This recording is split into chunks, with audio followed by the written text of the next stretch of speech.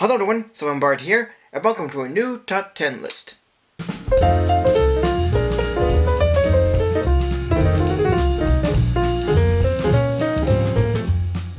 There are songs in movies that will make us cheer, laugh, or even sing along. But then there are ones that will make us cry. They are the ones that make people sad, whether it's keeping it inside and embracing the feeling of it, or just letting it out through an emotional flood of tears. Whatever you feel when listening to these songs, there is simply no denying that it's certainly a moving experience. And that is why I'll be going over this list today. So, get out your box or a packet of tissues as I go over a list of my top 10 saddest movie songs.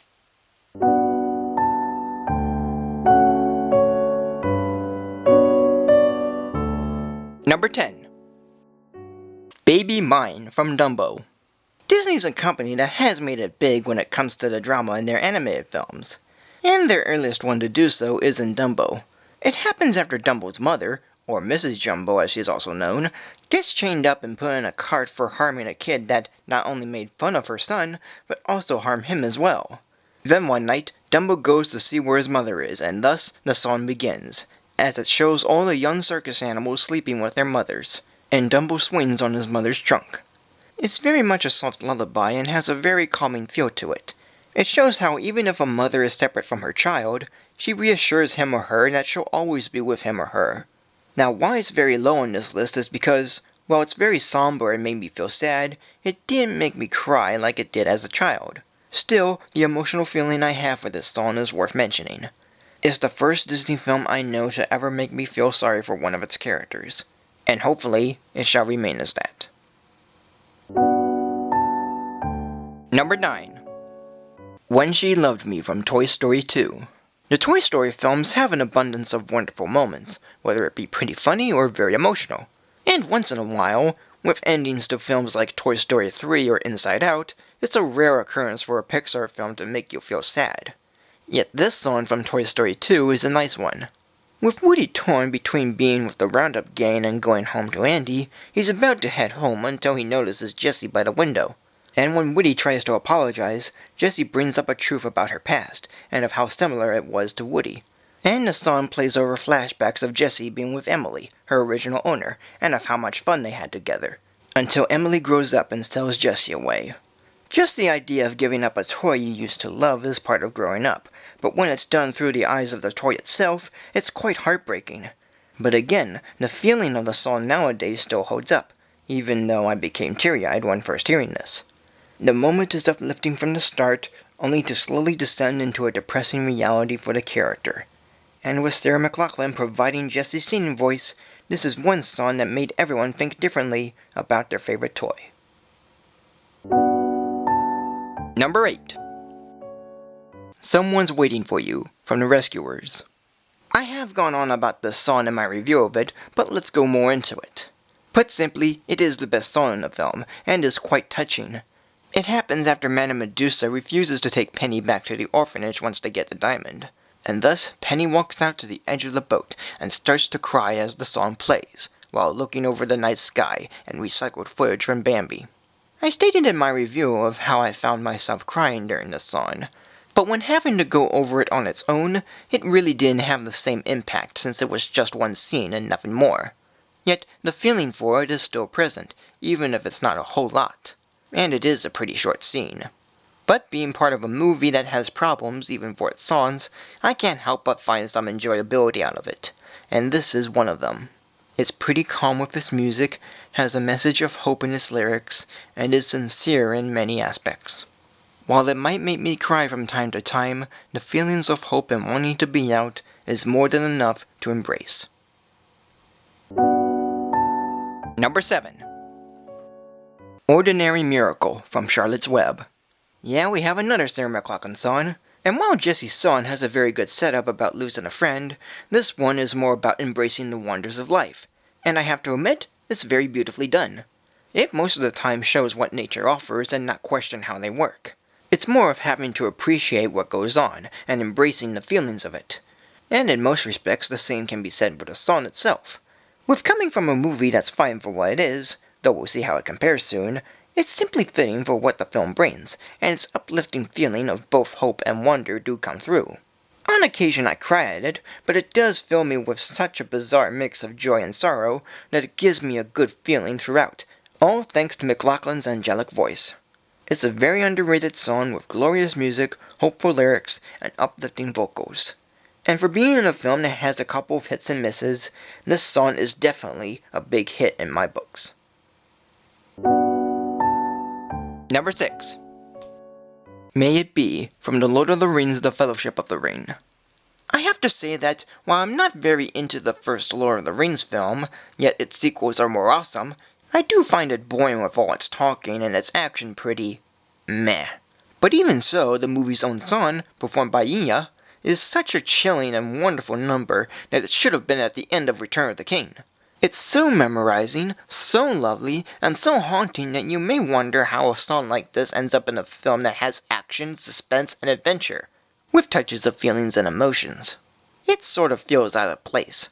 Nevertheless, taking the song out of the context of the film still works, and it's beautifully done as well. Enya's singing is what makes the song.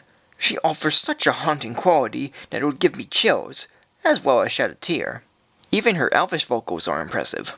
The music is very slow yet chilling, the lyrics are mighty good, and of course, the singing is very beautiful. For being in a movie that has an unbalanced mix of drama and action, the song still reigns on and strong, and brings out a great emotional feeling. Number 5. It Changes from Snoopy Come Home. Here's another song I went over in my review of the film, but once again, we'll get more into it. It was kind of a toss-up to which song I would put on this list, since there's like 3 of them.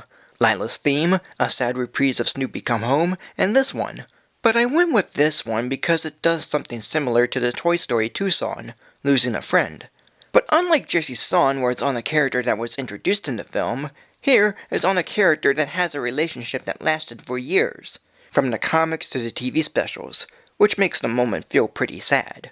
The song happens after Snoopy decides to return to his original owner and having a going-away party. And once Snoopy walks into the sunset, Charlie Brown already starts missing him, as his thoughts bring up issues of saying goodbyes and how ending a long-lasting friendship is too much to bear. It's quite a depressing experience to witness Charlie Brown feel very sad throughout the segment. And it just feels so depressing that I started to cry whenever a goodbye or hello is mentioned in this. The music is pretty somber, the lyrics are almost heartbreaking, and the overall scenario is indeed uncomfortable. As much as Charlie Brown has endured the worst and embarrassing moments of his life, this is the most relatable and truly the most depressing. Number 4. Goodbye May Seem Forever from The Fox and the Hound. This is one movie that, while it has nice moments and even some intense bits, the overall film is hit and miss for me. But some of its hits are what made it enjoyable from time to time. But easily the most heartbreaking moment is near the end of the second act. It's where after Chief breaks his leg while chasing Todd, and it makes Amos Slade mad at his neighbor for raising this fox and almost killing one of his dogs. And because of his threat to hunt Todd, Tweed has no choice but to release him into the wild. And it is very heartbreaking not only to watch, but also to listen. Sure, it's mostly done through the thoughts of Tweed as dialogue, and the singing happens at the end, but it's even more depressing and sad than the last song on this list. It's giving up an animal she raised since he was a baby, and the relationship they had together is so strong that even on its own, it manages to draw a tear on my face. Seeing these two split up is so heartbreaking and heavy that it's depressing to watch at times. Its music feels sad, its lyrics so gut-wrenching, and its singing, or talking, is truly emotional. For a film that didn't have much surprise to it, I was pretty shocked at how teary-eyed I got when witnessing this. It's the song that made me feel very sorry for 2 characters that were enjoyable to begin with. Number 3. I Will Always Love You from The Bodyguard. While I haven't seen this movie yet, I have to say that listening to this song makes me want to. Yet, I must admit, this is one of the most overused songs, and I would get tired of listening to it, especially with its climactic finish. However, after its first moments of nothing but the late Whitney Houston singing, the title of the song is sung with a slow piano cue and I always cry at that moment and throughout the rest of the song. It's a powerful song with its message of love, as when two lovers go their separate ways, yet always find a way to get back together. Sort of a cliché of romances, and based on what I heard of the film's plot, it may seem like that. But not having seen the film, I still say the song itself works for any couple in love. The music is pretty sweet, the lyrics are engaging, and Whitney Houston's vocals strike the right chord and fulfill anyone's expectations.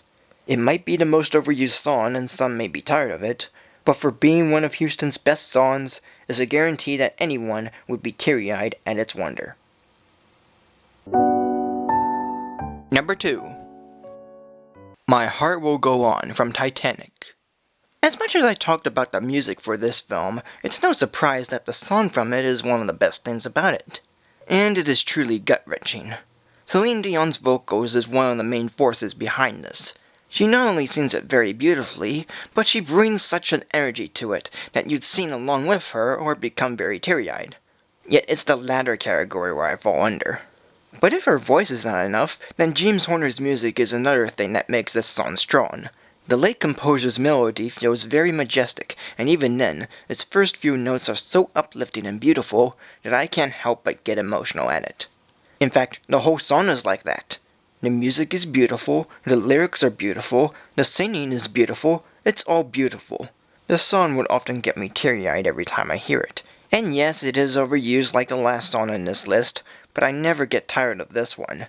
It is simply a gorgeous number done by a lovely singer, and it continues to be one of James Horner's best songs. And my number 1 saddest movie song is Going Home from Gods and Generals. Again, I haven't seen this film, as well as its predecessor, Gettysburg. Yet, while there are 2 songs in this film, this one and Cross the Green Mountain by Bob Dylan, I personally find Going Home by Mary Fall to not only be the best, but the most heartbreaking and depressing. So much so that even thinking about it has me in tears. It has a melancholy tone, its lyrics on wanting to be home after such hard times is so true, and for being in a film that takes place during the Civil War, it makes it all the more powerful when seeing these soldiers fight and the sacrifices they made. But even if the Civil War aspect wasn't in it, the song still works because its hopeful message can be used for any scenario, and not just for being in a war. It really makes me cry every time I hear it. It's very emotionally driven, all from its violin-centered score and Mary Fall's singing. I can't help it. A song from a box office flop that I'm quite interested in checking out. What more is there to say of this? To put it simply, Going Home from Gods and Generals, with all its emotional package, is what makes it my number 1 saddest movie song.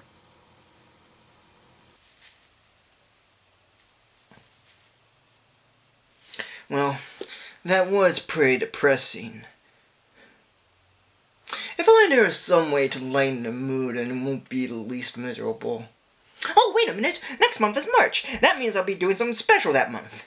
Well, let's see what's up next. Whoa!